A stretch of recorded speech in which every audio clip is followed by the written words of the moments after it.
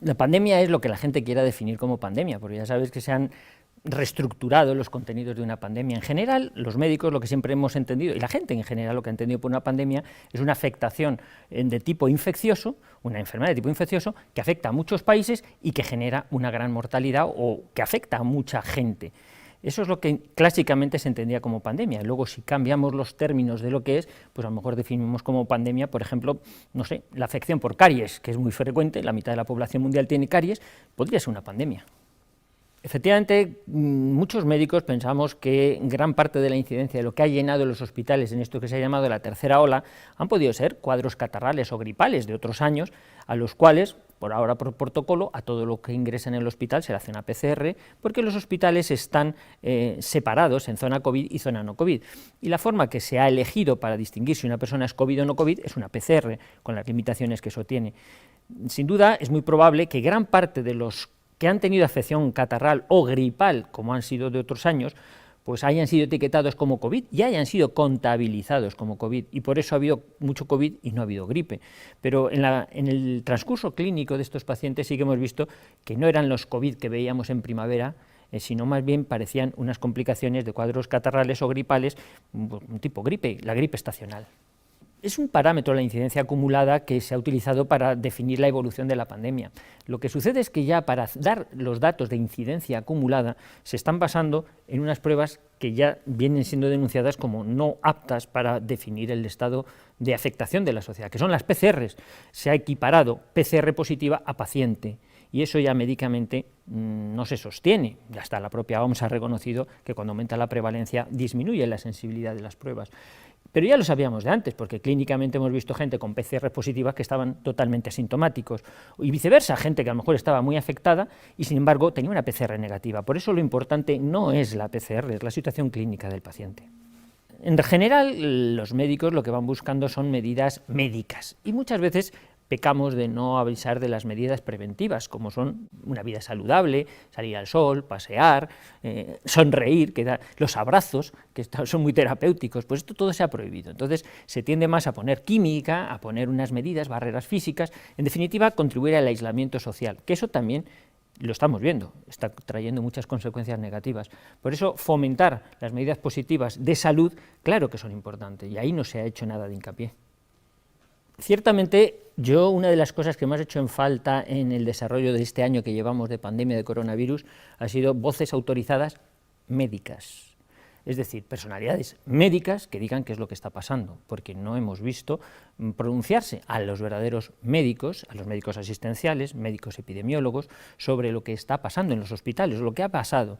Entonces, no ha habido consenso, por supuesto que no ha habido consenso, ha habido mucha variabilidad en la normativa, en las disposiciones, ha habido caos en los reglamentos a seguir, y además con una variabilidad muy grande, no solo dentro de los distintos países, en España, entre las distintas comunidades autónomas e incluso dentro de una misma comunidad autónoma. Las normas han ido variando y no ha habido ningún comité científico que realmente fuera diciendo dónde teníamos que ir para frenar este proceso. Han sido autoridades, a mi juicio, con poca capacidad de saber qué es una infección y cómo se ataja. Referente a la vacuna o las vacunas que se están hablando para el coronavirus, hay distintos aspectos que se han sacado a la polémica, como es, por ejemplo, la seguridad, o la eficacia o la necesidad. La seguridad es algo que uno tiene que fiarse de que los laboratorios han seguido los procedimientos adecuados para llevar a cabo esas fases de la investigación de una manera pulcra, aunque haya sido acelerada. Algunos expertos dicen que sí, que se han seguido esas fases, con lo cual habría que pensar que las vacunas son seguras, habría que pensarlo. Sobre la seguridad, el tiempo lo dirá. Es decir, cuando oigo, por ejemplo, a gente decir, es que dentro de 2 años las vacunas dejan estéril, pues yo no sé si han pasado 2 años para poder decir eso, o la eficacia de la vacuna o la protección de la vacuna dura 2 años, pues si no han pasado 2 años tampoco lo sabemos. Tanto efectos positivos como negativos a largo plazo, tendrá que pasar ese largo plazo para que lo veamos.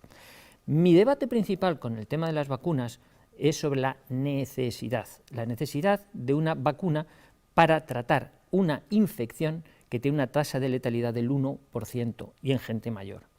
Quiero decir con esto que si miramos globalmente lo que es la pandemia, lo que ha sido este año de pandemia, la gente que ha sido afectada y digamos, la gravedad que ha tenido, se hace difícil sostener que sea necesaria una vacuna, y desde luego una vacunación masiva de la sociedad, para prevenir los daños de una infección con una letalidad del 1%.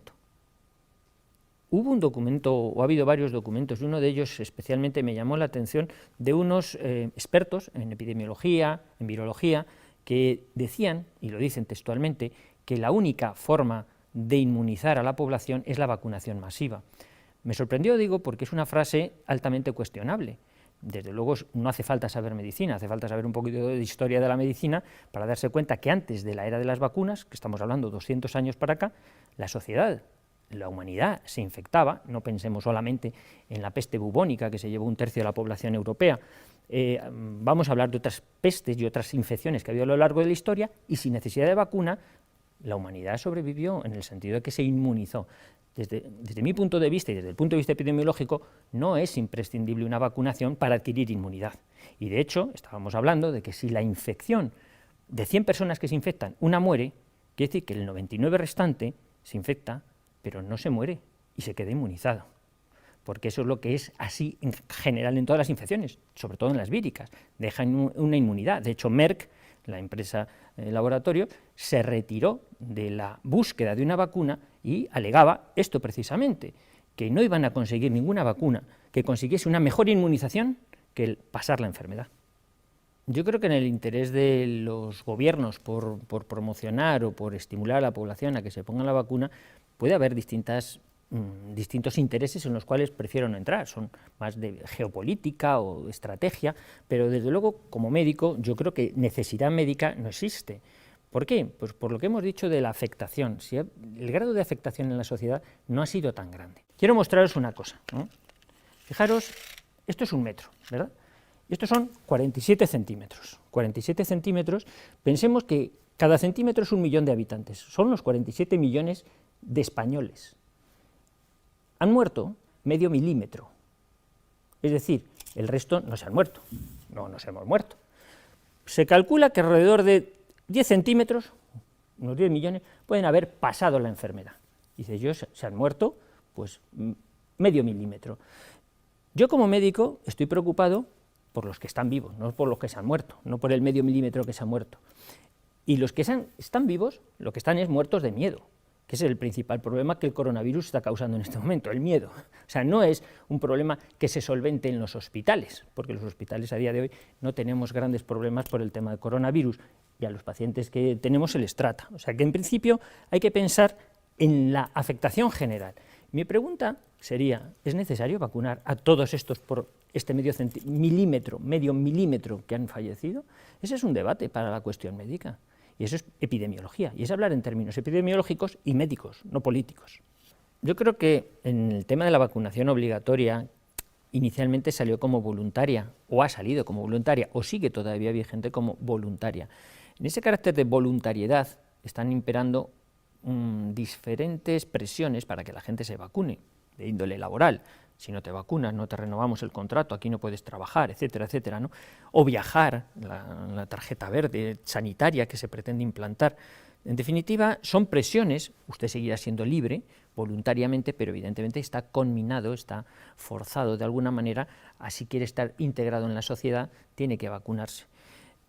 La Comisión Europea recientemente emitió un documento de consenso donde advertía que no se debía ni obligar a la población, que debía ser siendo voluntaria, y que tampoco se podría discriminar a los ciudadanos por el tema de querer ponerse la vacuna o no, discriminar en el sentido de no permitirle determinadas cosas, distinguir en la gente que uno puede ir a unos espectáculos o a unos restaurantes y otros no. Eso, desde el punto de vista de la Comisión Europea, a día de hoy no está bien visto. Pero igual que dice que sí, puede decir que no. Y además las directrices de la Comisión Europea son recomendaciones, es decir, que hemos visto recientemente que a poco de salir esas recomendaciones, pues algunas comunidades autónomas en España pues han implantado justo lo contrario. Dice, pues Europa dirá lo que quiera, pero yo en mi reino de taifas implanto que esto es obligatorio bajo pena de multa, de tal, etcétera, etcétera. Todos lo tenemos en la memoria y en definitiva el debate se está yendo de las manos sanitarias, de las manos médicas, a ser una cuestión exclusivamente legal, donde quien va a decidir si se vacuna o no es un médico, es un juez. Y el juez se limitará a aplicar las leyes, y si las leyes son de obligar, te obligarán. Ese es el problema, que en estos momentos la situación sanitaria no es una cuestión médica. La vacuna, la ficha técnica de la vacuna que se está poniendo, la más mayoritaria en España, la de Pfizer, dice que debe administrarse bajo prescripción facultativa. ¿Qué quiere decir esto? Que las personas que se vacunen tienen que llevar una orden de un médico que la prescribe para que esa persona se la ponga. ¿Qué pasa? Que eso lo dice la ficha técnica de la vacuna. Podemos hacer dos cosas: hacer que desaparezca esa frase, y entonces ya está solucionado el problema, o emitir una ley que diga, no, se puede vacunar cualquiera, que se ponga una cola donde hay gente para vacunarse, sin preguntar nada más. Entonces estás conculcando un poco lo que es el papel del médico. ¿Qué pinta el médico en esto? ¿Tiene que decir algo? Han cambiado las reglas del juego, pero ya es una cuestión jurídica, no sanitaria. En estos momentos la situación de coronavirus en España, en cuanto a la parte sanitaria, está perfectamente controlada. ¿Cuándo quiere decir que no haya rebrotes, o puede haberlos, o mutaciones, que siempre se habla de ello? En estos momentos el problema en España efectivamente es una cuestión más de índole social, económica. ¿Cómo está repercutiendo el coronavirus en la cabeza de las personas? El principal daño que el coronavirus produce en estos momentos es a la cabeza y a las relaciones sociales, y a las relaciones humanas. Cualquiera que esté viendo esto sabe que en su familia hay bofetadas, enfrentamientos, yo sí, yo no. Parece que hemos dejado de ser personas. Ha habido muchos comercios que han cerrado, que han quebrado. Esto tiene una repercusión económica que indudablemente altera la estabilidad emocional de las personas. En estos momentos la verdadera crisis en España por el coronavirus es emocional. Yo no veo pacientes asfixiándose de coronavirus, yo veo gente aterrada por miedo a que pueda tener coronavirus, o a que no sabe qué hacer con la vacuna, si me obligarán, no me obligarán, si tendré que vacunarme o no. Esos debates generan unos conflictos internos que están quitando calidad de vida. Y yo, como médico, preocupado por la salud de mis pacientes, en estos momentos, igual que en su día intentaba atender de la mejor manera posible a los que se asfixiaban, estoy procurando atender a la gente que emocionalmente está tocada. Y eso está repercutiendo en las relaciones sociales. Esa es la verdadera pandemia en estos momentos. Hablar de responsabilidad siempre tienes que decir, ¿responder ante quién? Porque claro, volvemos a lo de antes, si las leyes están puestas para que los responsables no lo sean, evidentemente, ¿quién va a pedir responsabilidades? Se podría debatir mucho de cómo se llevó la gestión de la pandemia.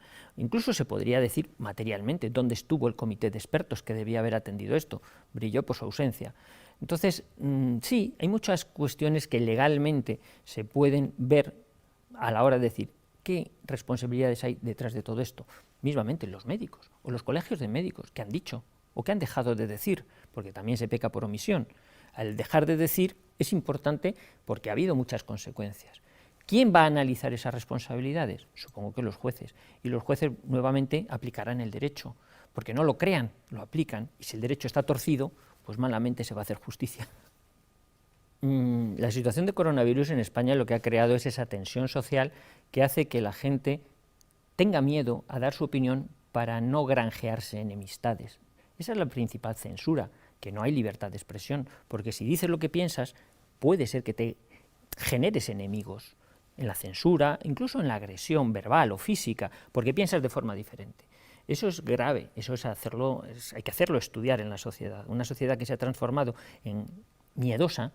El miedo permite casi cualquier atrocidad y la justifica. De ahí la importancia que desde el punto de vista médico, los médicos contribuyamos a disipar ese miedo. Hablando claro, hablando alto, hablando y diciendo las cosas como son. Señores, ha pasado un problema médico con afectación desigual en las distintas comunidades autónomas, en distintos momentos del año, ¿vale? Bueno, pero globalmente vamos a estudiar qué es lo que ha pasado y vamos a ver qué es lo que está pasando actualmente. Porque eso es lo que está minando la convivencia, esto es lo que está haciendo que la gente tenga miedo de planificar, no a medio plazo, por supuesto, ni a largo plazo, sino incluso a corto plazo, para las reuniones sociales, para volver a darse un abrazo. Se nos ha puesto delante el perfil de que en algún momento todo volverá a ser igual. Todo volverá a ser igual si nosotros queremos que vuelva a ser igual. Si nosotros no queremos salir de ese miedo, difícilmente va a volver a ser igual. En estos momentos lo que nos tiene cogidos, de lo que peca la sociedad española, es de un cáncer que se llama miedo y existe tratamiento. Sin duda, el paso de coronavirus por el mundo, no solo por España, sino por el mundo, ha generado un cambio de estructuras mentales en la gente, ha generado principalmente miedo. Y el miedo, como decíamos, condiciona, hace aceptar casi cualquier cosa. Si uno está asustado, le plantean delante cualquier medida de seguridad y la acepta, sin entrar a valorar si realmente el miedo es real o no. Por ejemplo, pues mismamente decimos, hay pocas vacunas, hay pocas, entonces la gente corre a las vacunas rápidamente porque como hay pocas no vaya a ser que a mí me falte. La estructura social ha hecho que el miedo justifique cualquier acción que queramos hacer. Y eso es muy peligroso porque la gente está cambiando la libertad por seguridad. Y yo en el libro que escribí utilicé tres palabras que a mí me parece que definen muy bien la situación actual.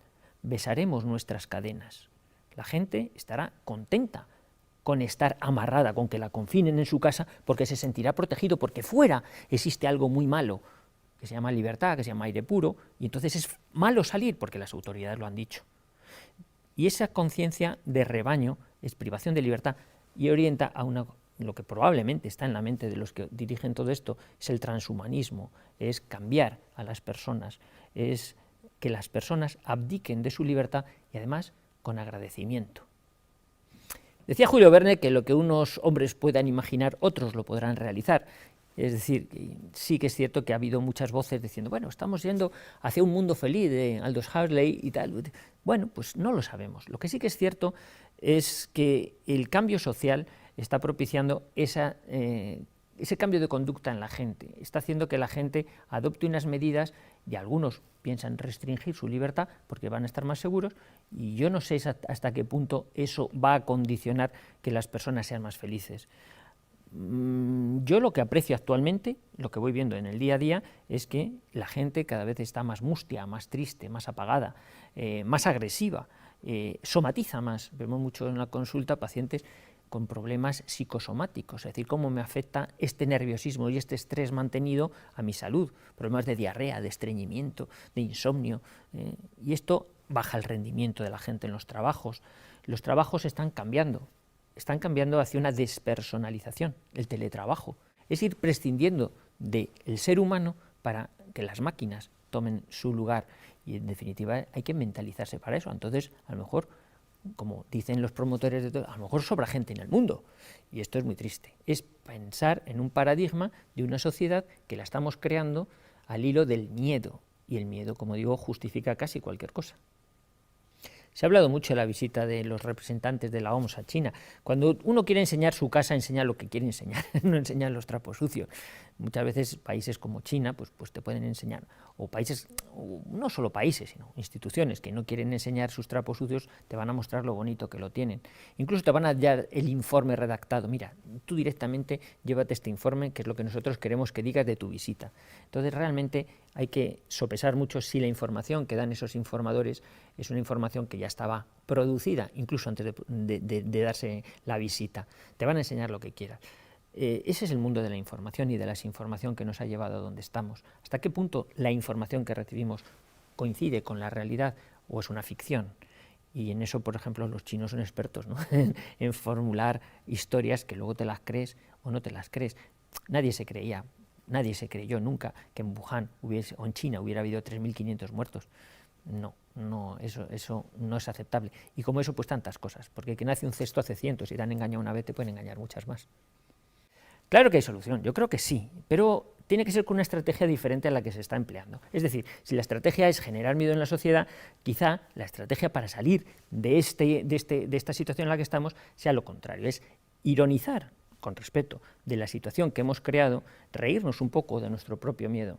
Es la estrategia que yo en mi canal intento aplicar a los que me ven, a los pingüinos, ¿no? He traído el pin, este es el pingüino, que yo les digo, la estrategia que les digo a los que me ven en el canal es la de sonreír y saludar, que es la de los pingüinos de Madagascar, ¿no? Sonreír y saludar. Quiero decir, si añadimos drama al drama, la gente se va a enfrentar cada vez más. La única manera de romper un poquito con todo ese proceso es, bueno, decir, si no pasa nada, seguimos siendo seres humanos, o queremos seguir siendo seres humanos, vamos a dejar de robotizarnos, vamos a pensar en lo que realmente importa, vamos a pensar que la vida está fuera de lo que dicen los medios de comunicación, porque los medios de comunicación se han focalizado hacia poner todo el horizonte gris y la vida está alrededor.